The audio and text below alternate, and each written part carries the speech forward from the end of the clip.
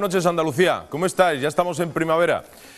Primavera del 12. Don Juan Carlos Jiménez Laz, buenas noches. Buenas noches, Agustín. ¿Tu sangre altera la primavera? Sí, mi sangre está alterada. Alterada, pero está alterada. ¿La suya? La mía está alteradísima desde que voy leyendo los periódicos tanto últimamente. O sea, que eso fue en invierno y en otoño. Por eso, fue ya hace un montón de meses. La mía está ¿no? muy alterada ya. Bueno, faltan pocos días ya para el domingo. 4 realmente, ¿no?, de campaña. Sí. Y el sábado reflexión. Claro, muchos cambios para ese domingo, ¿no? Las elecciones, a ver si se cambia también el régimen andaluz, cambio de hora, cambio de estación, cambio de todo, ¿no? O sea, tenemos un fin de semana interesante. Sí, efectivamente. Vamos a hablar, además, alguien nos ha escrito y nos hablaba justamente, reflexionaba sobre ese cambio de hora y algunas cosas más. Ahora leo un mail que, bueno, quiero que lo comentéis. Don Fernando Sicre. Buenas noches. Muy buenas noches. Pues ¿Cómo sí, estamos? Esperemos muy bien, estupendamente. Sí. El otro día de todos modos me fui pensando un poco cuando participé aquí el jueves pasado, una locución de una señora que decía que convendría que además de hablar de los ERE habláramos de otras cosas. Yo espero que efectivamente hay que ver y analizar las propuestas que se están haciendo, que yo creo que son parte interesante también de la próxima... incidirá directamente en las próximas elecciones. Yo espero que así sea. Bueno, pues efectivamente, me estaba ahora mismo hablando el realizador y decía, Agustín, me presentas cada día de forma diferente. Generalmente vamos de un lado a otro, pero ahora he empezado por vosotros dos, por este ala, y ahora voy al otro. ¿Qué pasa, don Álvaro Rebollo? No te olvidas de mí, te olvidas Álvaro, de mí. Álvaro, Alvarito, si es que estás hecho un chavalín. Estás hecho un chavalín. Ya no me quiere, Agustín. Don Álvaro, yo le aprecio a usted muchísimo. Es más, creo que tiene, no exceso de trabajo, porque ahora como están las cosas no hay exceso de trabajo, pero nos alegramos mucho de verle por aquí, porque sabemos que si no viene es porque está laborando.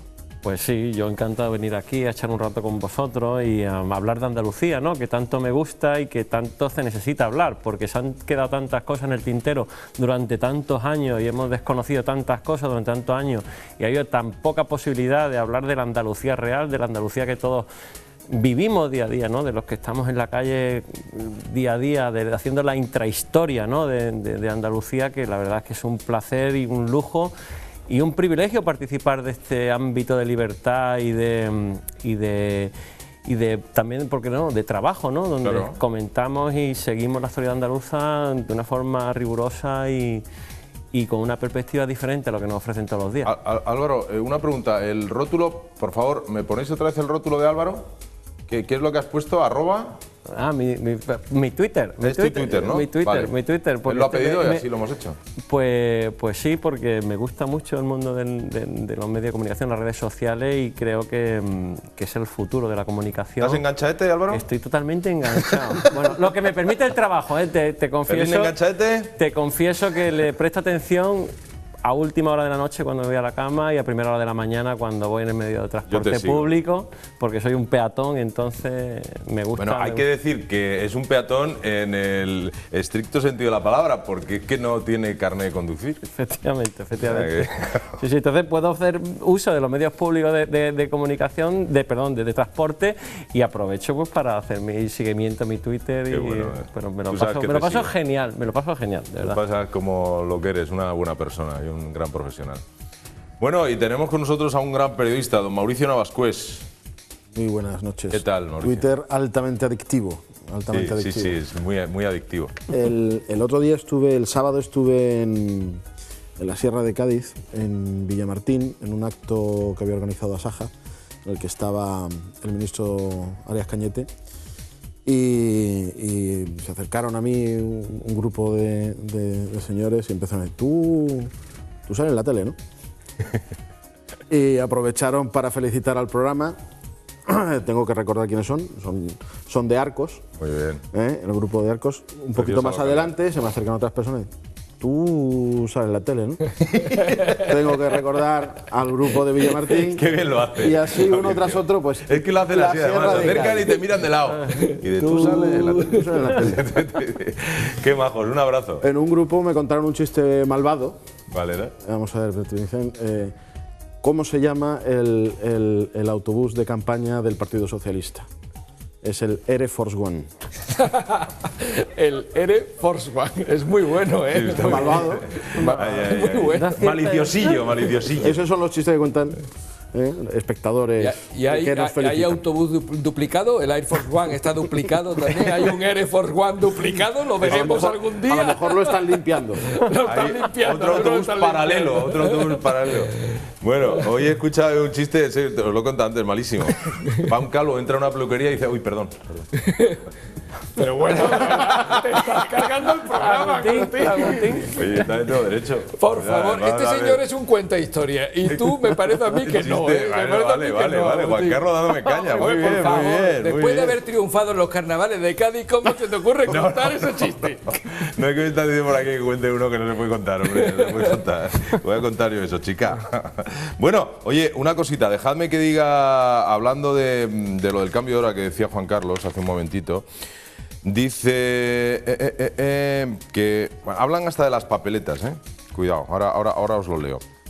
Dice, bueno, tened en cuenta, nos dice Joaquín Ruiz Hurtado, tened en cuenta, amigos de Andalucía Debate, que en la madrugada del próximo sábado 24, que es el día de reflexión, al domingo 25, día de las elecciones andaluzas, se cambia la hora, es decir, hay que adelantar una hora nuestros relojes.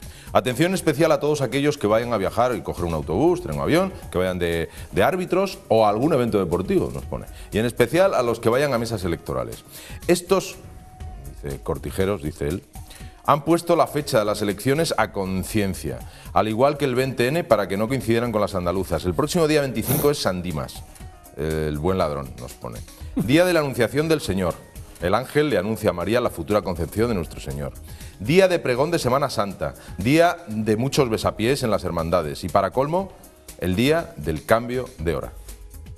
Joaquín Ruiz Hurtado. Tiene un montón de retranca, ese mensaje tiene mucha retranca y la verdad es que además todo tiene razón. Es San Dimas, el buen ladrón, es día de pregones de Semana Santa y distintos actos de Semana Santa de cofradía. Y bueno, la verdad es que hasta hay una hora menos para reflexionar. Bueno, esto no quisiera pensar que hubiera pasado si se hubieran convocado por otra fuerza política que se han llegado hasta plantear los horarios de los partidos de fútbol. O sea, planteándonos en esta Andalucía tan devota, que le gusta tanto disfrutar de la Semana Santa y que, bueno, que al fin y al cabo tiene una participación muy elevada en este tipo de actos, pues bueno, no quiero pensar que esto lo hubiera planteado otra persona, ¿no? Otro equipo de gobierno que hubiera planteado esta fecha electoral, hubieran sido terribles, ¿no? Las críticas se hubieran disparatado, por así decirlo, ¿no? Lo que es cierto es que ya una vez que había Griñán en concreto ya había trasladado la fecha más allá del 20 de noviembre, más allá del 20 de noviembre, prácticamente las pocas fechas que le quedaba realmente libres operativas era esta, eso es cierto también. Lo que hay que discutir es si siempre además han ido las elecciones autonómicas junto con las generales y en este caso parecía bastante aconsejable, vista la situación de crisis política y económica que estábamos viviendo, y parecía bastante aconsejable que fueran esta vez sí unidas. La primera vez que en realidad que estaba justificado que fueran vinculadas las dos el mismo día, lo que ha sido desde luego un derroche de energía, un derroche de tiempo absolutamente innecesario y que ha dañado aún más a Andalucía, ha sido el trasladarla desde el 20N, fijaros, estamos hablando de noviembre del año pasado, hasta el 25 de marzo del 2012. Eso es lo que es una barbaridad. Sí, se ha perdido mucho tiempo. Yo recuerdo comentarte aquí mismo, a ti en concreto, no decirte que si tú considerabas que había sido un tiro en el pie esta jugada de Griñán, ¿no? Lo que sí parece, y ahora tenemos la perspectiva del tiempo, que en ningún caso este planteamiento pueril de que se podía plantear que Rajoy iba a afrontar la primera fase del gobierno con estremecedoras medidas y con actos completamente lejanos a la ciudadanía, pues no ha sido así y se están tomando las medidas que cualquier equipo de gobierno tendría que tomar con sentido de Estado, con sentido de gobierno y con sentido de responsabilidad, y que no se han tomado estas medidas que esperaban o que deseaban que se tomaran para dar un vuelco electoral que ya se ve claramente que no va a suceder, ¿no? Entonces, en ese sentido, parece claro que sí ha sido un claro tiro en el pie el que se planteó Griñán al cambiar la fecha de las elecciones, y que en cualquier caso lo que hemos perdido han sido unos meses preciosos en una época de una crisis totalmente escalofriante, feroz, y feroz, que nos está perjudicando, que ahora el equipo de gobierno, que esperemos que haya un cambio, tiene que afrontar con 4 meses de desventaja.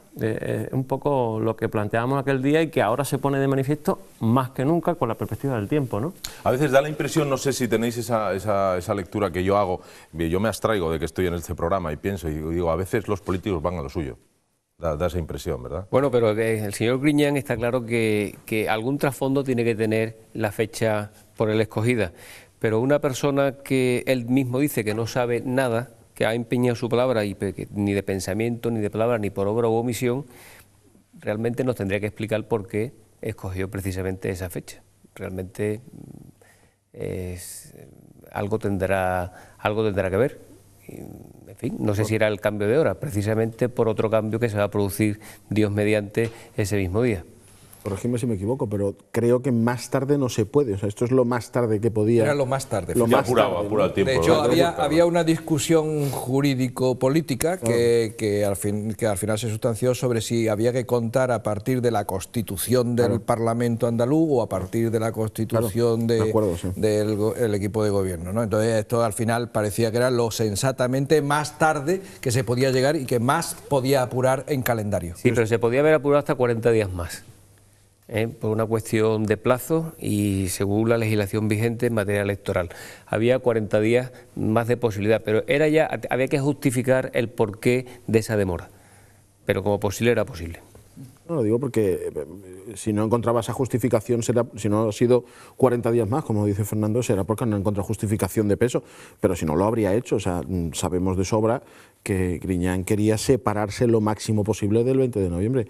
Y si el 20 de noviembre no hubiese sido el 20 de noviembre, hubiese sido el 1 de octubre, mejor que mejor para él, porque habría mantenido siempre la fecha más tardía posible. ¿Por qué? Lo hemos hablado aquí estas semanas. Lo que está ocurriendo en la calle es una táctica, lo hemos vivido, por ejemplo, en la Bahía de Cádiz, años sabiendo que la carga de trabajo de astilleros está terminada, que está ya obsoleta, ya agotada y que hay que ponerse las pilas para encontrar más carga de trabajo para astilleros, pero se sale a la calle cuando está el Partido Popular en el gobierno, por ejemplo. Digo por ejemplo. Tenemos una llamada que quiero que escuchéis. Fernando tiene algo que decirnos. Agustín, buenas noches. Soy un andaluz y me preocupa por qué los sindicatos de la huelga no se impusieron cuando subieron la jubilación a los 67 años y la media la sacaron a los 25 cuando gobernaba el PSOE. ¿Por qué ahora sí y antes no? Muchas gracias.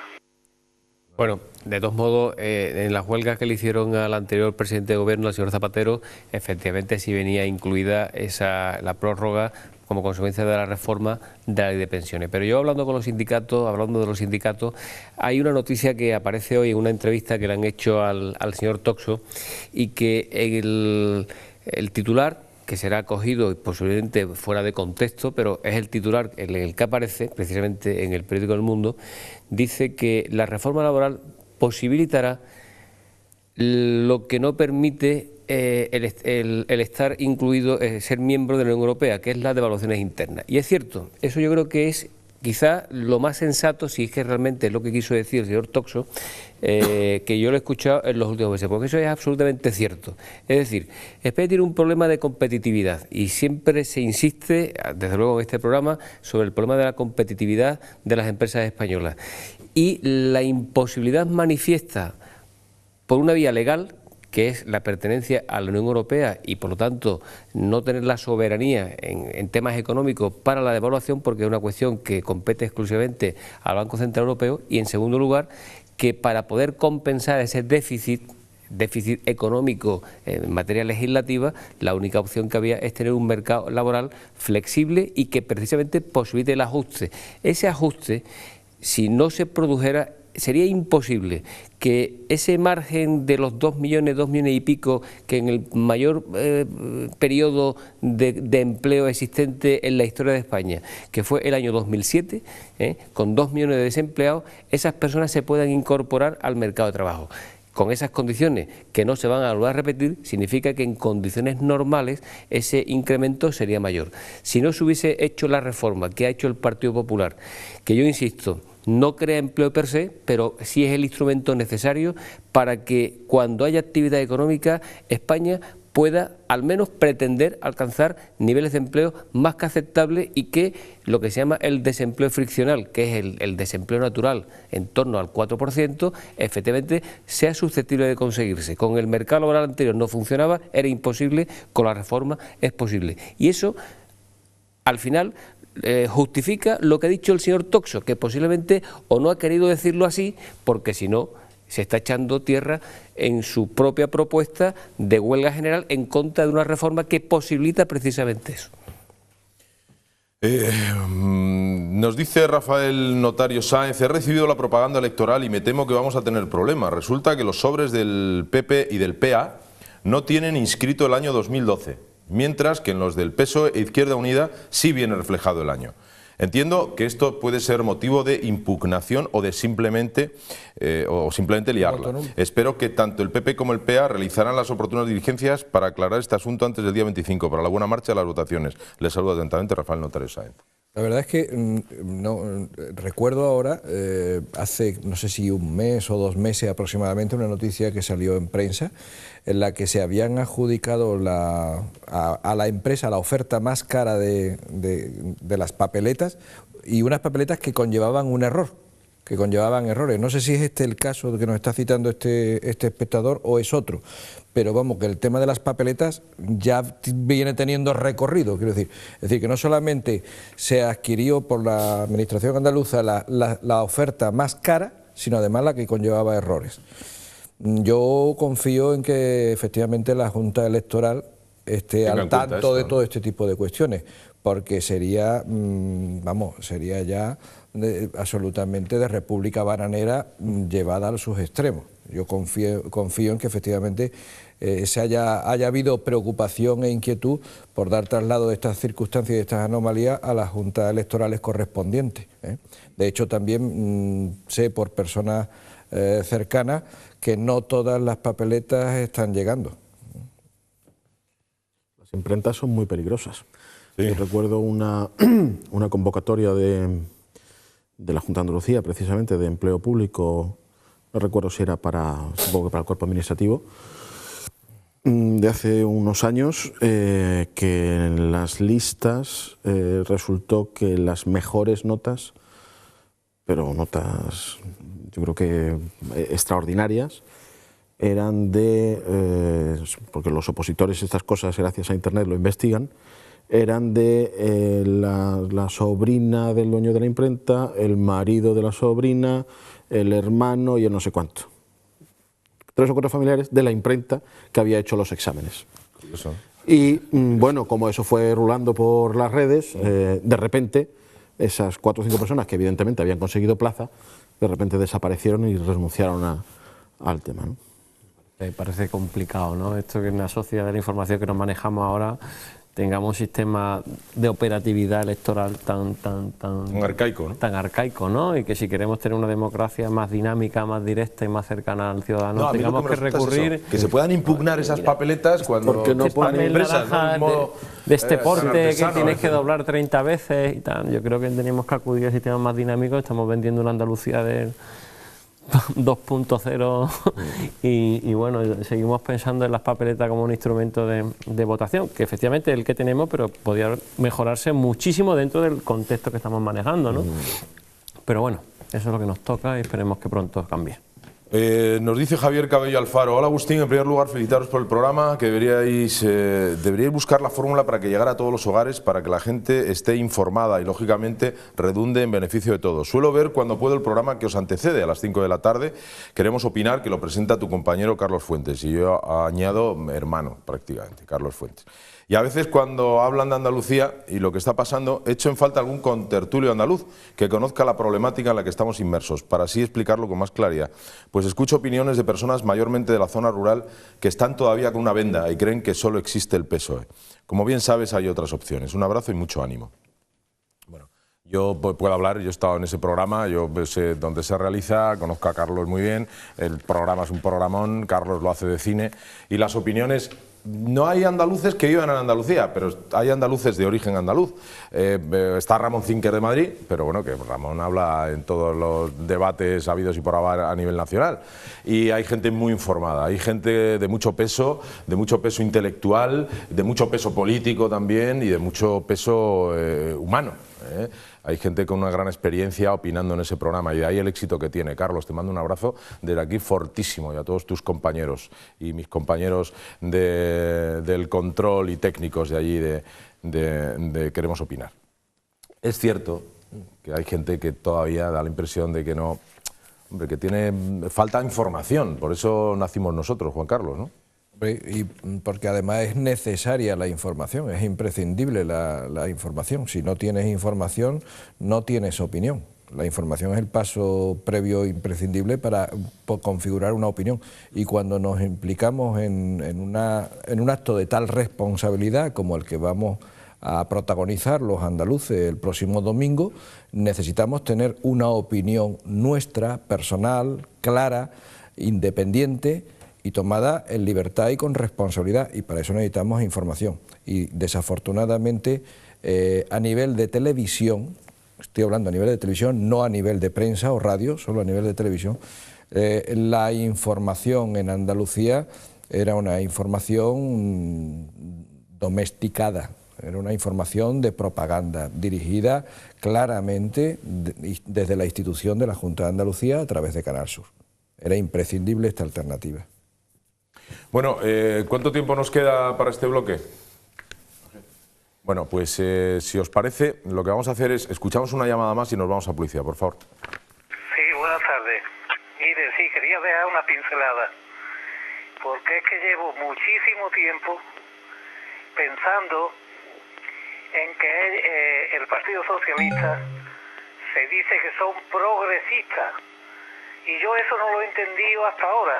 Ahora sé quién son los progresistas, ellos los que progresan, ellos son únicamente los que progresan. Y otra pincelada más, siempre han dicho que eran unos descamisados, que no llevaban corbata, que los que llevaban corbata eran la derecha, los ricachones, los cortijeros, y entonces ahora los veo tan arregladitos, con los trajes y las mejores corbatas del mundo, pues ahora me lo estoy explicando. Nada más, muchas gracias y adelante, que lo estáis haciendo estupendamente. Tiene que ver con lo que hemos hablado antes y con algo que estaba diciendo antes Álvaro también, cuando decía Álvaro, esta Andalucía de 2.0, ¿no? Por el símil tecnológico. Sí, el problema del 2.0 es que algunos se ha quedado con el 2 y los demás no ha tocado el 0.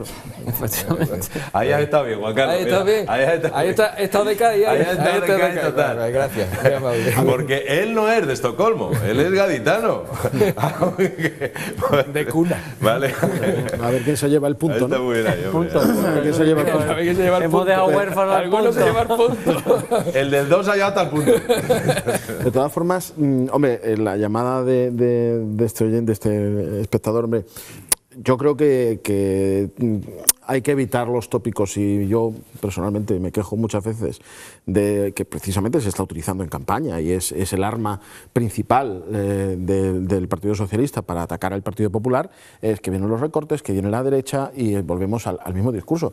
Antiguo, caduco, cansino ya. Yo creo que generaciones más jóvenes ya no nos lo tragamos, pero me da la sensación de que además precisamente por las redes sociales mal utilizadas, porque también hay que ser responsable en el uso de las redes sociales, en los mensajes que se hacen de los vídeos, el mensaje que ves repetido en Twitter. Una de las cosas que tú ves es lo que dice uno, de repente lo repite otro, tal, y son estas cuestiones que uno dice, bueno, aquí el lenguaje propio, el pensamiento personal del individuo pocas veces existe, y al final tenemos que intentar, de cara precisamente al 25, al domingo, intentar pensar por nosotros. Antes decía Juan Carlos, la información nos permite tener opinión.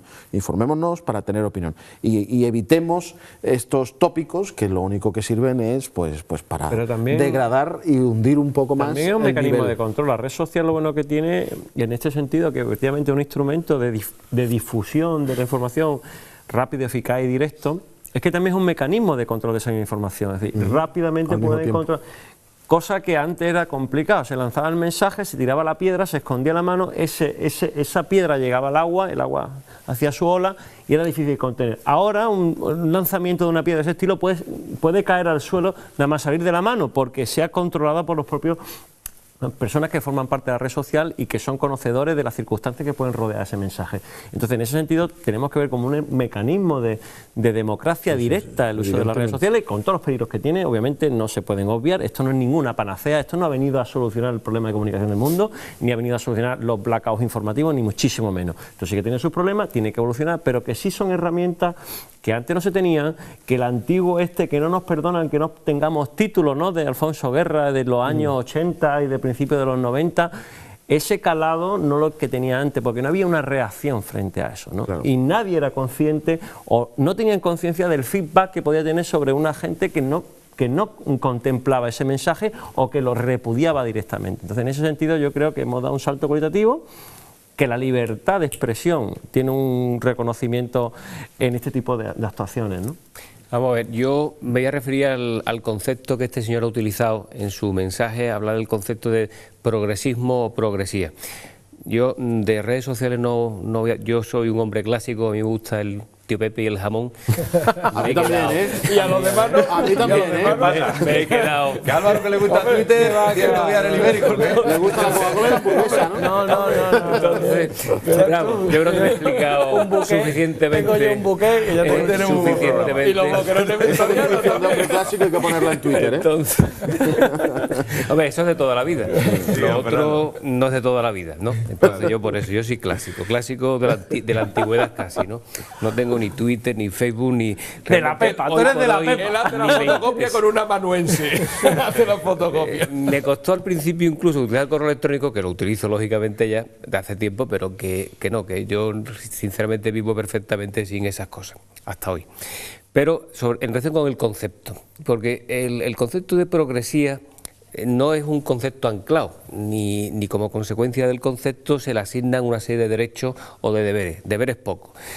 Hoy día la progresía, el progresismo es la defensa, en el caso que nos ocupa y que todo se dilucida con el tema sobre todo de la reforma, de las 3 reformas que ha iniciado el Partido Popular, hay un bien jurídico protegido por encima de todo, que es el derecho al trabajo. Ese derecho al trabajo, si no se admite que la reforma al final es una reforma absolutamente progresista, estamos invirtiendo los términos, porque precisamente esa reforma posibilita el acceso al trabajo. Quedarse anclado, que es admitir una opción conservadora, que es mantener lo que hay, significaría no poder acceder. Por lo tanto, los términos se han cambiado absolutamente, porque el mundo es relativo, porque el mundo gira, simplemente. A mí me sigue gustando el jamón y el tío Pepe. Nos vamos a publicidad. La primera pausa, volvemos enseguida, no me voy.